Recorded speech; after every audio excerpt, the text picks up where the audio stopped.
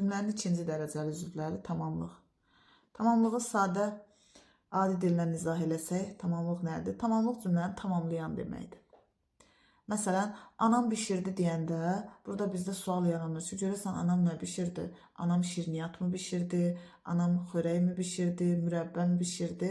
Amma deyəndə ki, anam yeməyi bişirdi, artıq digər sualların hamısı silinib gedir. Sanki cümlə tamamlanmış hesab olunur. Və yaxud mən yedim deyəndə, mən meyvə yedim deyəndə cümlə tamamlanmış hesab olunur. Amma elmi dillə izahına nəzər salaq, adlıq və yiyəlik hallarından başqa digər hallarda olub, cümlədə əşya və obyekt bildirən üzvə tamamlıq deyilir. Bu tamamlığın elmi izahıdır. Başqa sadə dillə də tamamlığa deyə bilərik ki, üzərində hərəkət icra olunan əşyanı bildirir. Tamamlığın sualları. Tamamlığın sualları hansılardır? Tamamlıqda adlıq və yiyəliklə ifadə oluna bilmədiyi üçün, deməli adlıq və yiyəlik hallarının sualını əlavə eləmirik bura. Yerdə qalan, məsələn, təsirli halın bütün sualları tamamlığın sualıdır. Yönlük, yerlik, çıxışlıq hallarda isə kimə, nəyə, kimdə, nədə, kimdən, nədən sualları tamamlığındır. Haraya, harada, haradan sualları isə yer zərfliyinin suallarıdır. Sualları qeyd eləyək. Sözü səhv yazdım. Kimi, nəyi, haranı. Sonra kimə, nəyə, haraya sualın qeyd eləmirik, çünki tamamlığın haraya sualı yoxdur. Kimdə, nədə, kimdən, nədən. Sonra qoşmalı birləşmələrlə ifadə olunur. Kim üçün, nə üçün.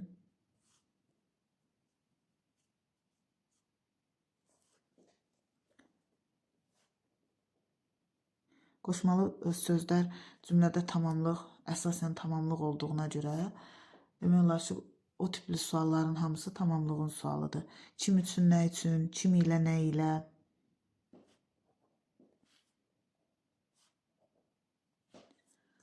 Kim ilə, nə ilə, kim haqqında, nə haqqında.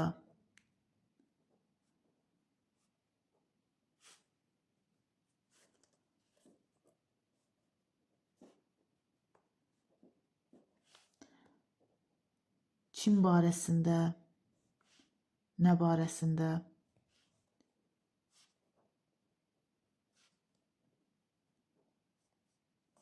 Sonra qeyd eləyə bilərik bura. Kimə aid, kimdən ötürü, nədən ötürü.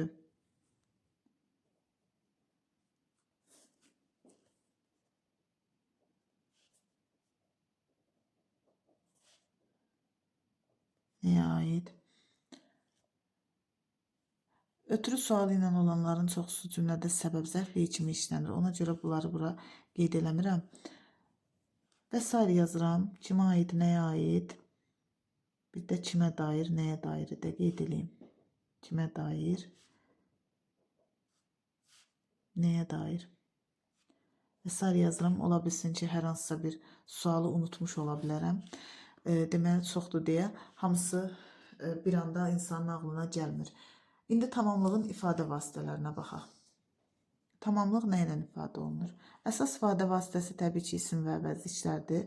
Amma demək olar ki, başqa isimləşə bilən digər nitq hissələri ilə, isimləşə bilən feili sifətlə, daha sonra məsdərlə ifadə oluna bilir, isimləşən zərflə ifadə olunur, isimləşən sayla ifadə olunur.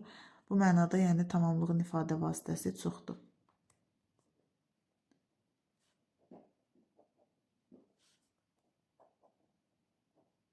İfadə vasitələri.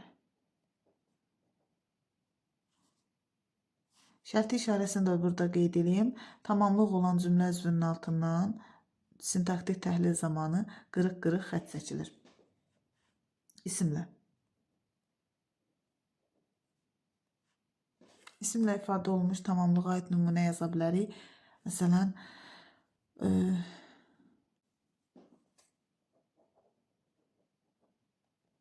həyəti suladılar. Haranın həyəti. Və yaxud yaza bilərik bura. Meyvə yedim.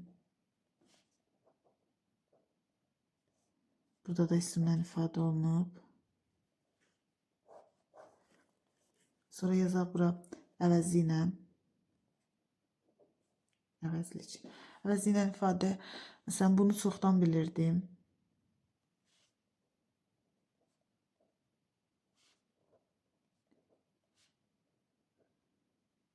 Bunu çoxdan bilirdim. Və yaxud onu mənə ver. Bunu nəyi? Onu nəyi? Sonra qeyd eləyək, sifətlə ifadə olunmuş, isimləşmiş sifətlə də ifadə oluna bilir. Qocalara hörmət et və yaxud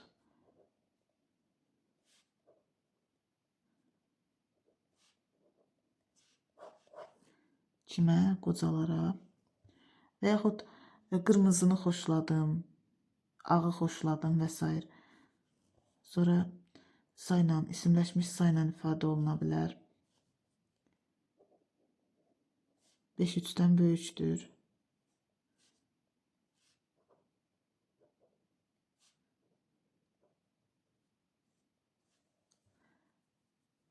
Böyükdür. Nə böyükdür? 5. Nədən böyükdür? 3-dən. Sonra bura qeyd eləyə bilərik. İsimləşmiş zərfi. Zərflə yuxarılardan xəbər yox idi və yaxud aşağını təmizlədim.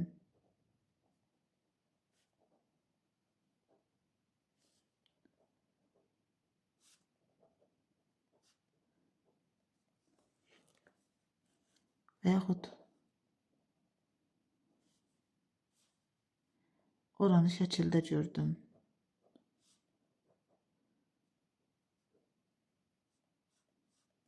Ora yer zərfli idi. Burada da haranın sualına cavab verir. Haranın sualı da tamamlığın sualı olduğuna görə burada deməli tamamlıq kimi işlənib. Məsdərlə ifadə oluna bilir. Məsdərlə ifadə olunmuş nümunəyə yaza bilək. İşləməyi bacarmalıdır.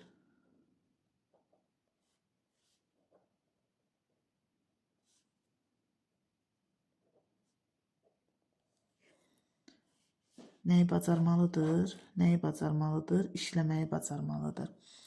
Sonra qeyd eləyək bura birləşmələrlə, ismi birləşmələrlə ifadə olunur.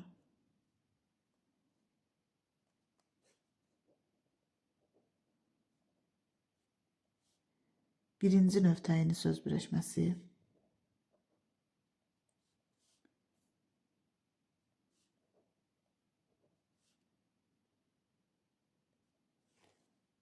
Məsələn, bu günlərini unutma. Elə birinci növ təyini söz birləşmələri var ki, cümlə daxilində ayrılmır. Biz adətən belə öyrənmişik ki, birinci növ təyini söz birləşmələri parçalanır. Bir tərəfi, əsasən birinci tərəfi cümlənin təyini olur. İkinci tərəfi isə müxtəlif cümlə üzvü olur, ya tamamlıq olur, ya mübtəda olur. Amma dildə elə birinci növ təyini söz birləşmələri var ki, onlar cümlə daxilində parçalanmadan bir cümlə üzvü götürülür. Bu günlərini unutma. Unutma. Nəyi unutma? Bu günlərini. Məsələn, burada bunu ayırıb ayrıca cümlə üzvü kimi götürə bilmərik. Unutma. Nəyi unutma? Günlərini unutma. Təbii ki, bu məntiqi cəhətdən düzgün olmaz. İkinci növ təyini söz birləşməsi ilə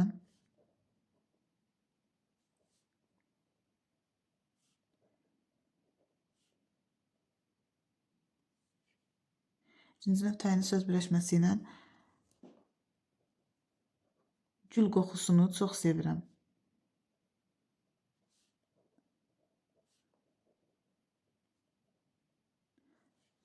Sevirəm. Nəyi sevirəm? Gül qoxusunu. Gülün qoxusu. Əslində burada birləşmə belə olmalıdır. Gülün qoxusu ikinci növ təyini söz birləşməsidir. Üçüncü növlə ifadə olunur. Üçüncü növə aid nümunə yaza bilərik. Məktəbin direktorunu gördüm.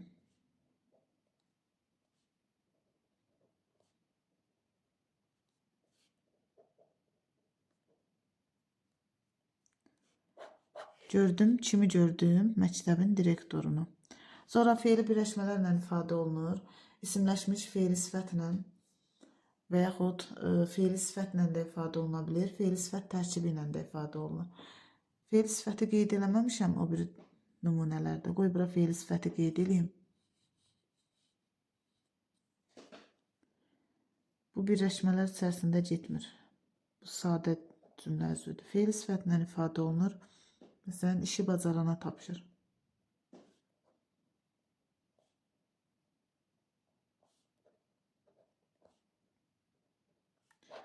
Tapşır, nəyi tapşır? İşi, kimə tapşır? Bacarana. Bu cümlədə iki dənə tamamlıq var. Biri nəyi sualına cavab verir, biri kimə sualına cavab verir. Digər nümunələrə də bax.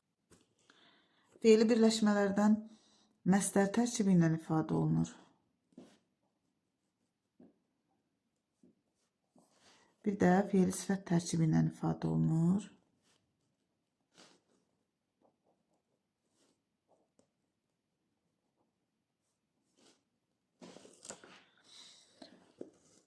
Məsdər tərkibi ilə ifadə olunur. Məsələn,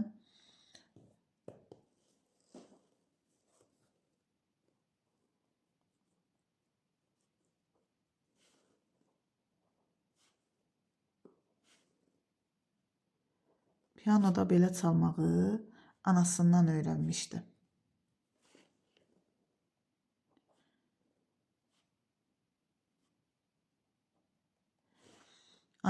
Deməli, öyrənmişdi. Kimdən öyrənmişdi? Anasından. Nəyi öyrənmişdi? Pianoda belə çalmağı. Burada məsdər tərkibi cümlənin tamamlığıdır, mürəkkəbdir. Fe'li sifət tərkibi ilə ifadə olunur. Məsələn, dünən bazarda gördüklərini heç kimə demə. Və yaxud dünən evdə gördüklərini heç kimə demə. Dünən bazarda gördüklərini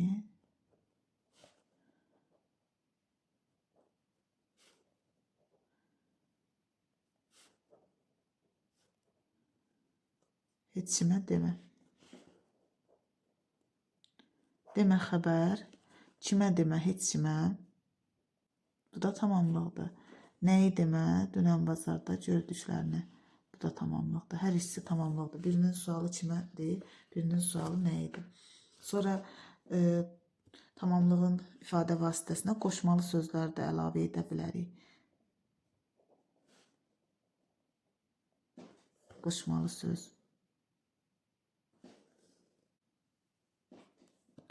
Qoşmalı sözlə yaza bilərik. Dərsə aid danışırdıq. Və yaxud dərs haqqında danışırdıq.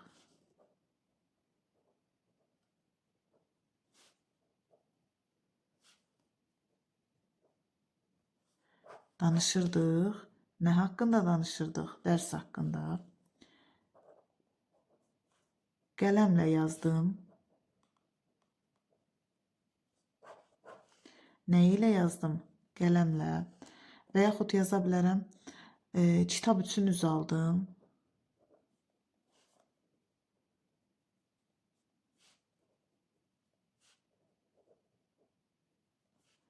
Aldım. Üzü aldım. Nə üçün? Kitab üçün.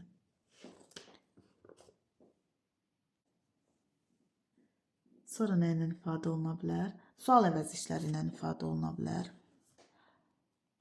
Ümumiyyətlə, sual əvəzlikləri heç bir suala cavab vermədən hansı cümlə üzvünün sualıdırsa, onun yerində də işlənir və həmin cümlə üzvü kimi götürür. Məsələn, cümlədə belə bir söz verilib, tutaq ki, kimi gördün? Və yaxud nə ilə getdi? Gördün xəbər, burada da getdi sözü xəbər. Kimi sözü heç bir suala cavab vermir, onsuz da sual əvəzliyidir. Amma tamamlığın sualıdır da, düzdür. Deməli, cümlənin tamamlığı vəzifəsində olacaq. Nə ilə sualı tamamlığın sualıdır, düzdür. Deməli, bu da olacaq tamamlıq. Sadə tamamlıq, mürəkkəb tamamlıq. Yenə də cümlə üzvlərinin quruluşca növləri. Dedik ki, sadə cümlə üzvləri nitq hissələri ilə ifadə olunur. Mürəkkəb cümlə üzvləri isə fe'li və ismi birləşmələrlə mürəkkəb adlarla ifadə olunur. Məsələn, dağları gəzirdik, gəzirdik, haranı gəzirdik, dağları isimlə ifadə olunub. Deməli, bu cümlənin sadə üzvüdür, sadə tamamlığıdır. Və yaxud soruşdu, kimdən soruşdu, bizdən soruşdu, cümlənin sadə üzvüdür. Mürəkkəb tamamlığı isə, məsələn, gördük, Nəyi gördük və yaxud haranı gördük? Dağın zirvəsini gördük. Üçüncü növ təyinli söz birləşməsi ilə ifadə olunub. Deməli, mürəkkəb tamamlıqdır. Və yaxud danışdı. Nədən danışdı? Qonaqların gəlməyindən. Yəni, sadə və mürəkkəb tamamlıq, ümumiyyətlə, sadə və mürəkkəb cümlə üzvləri bu qaydada ayırd edilir.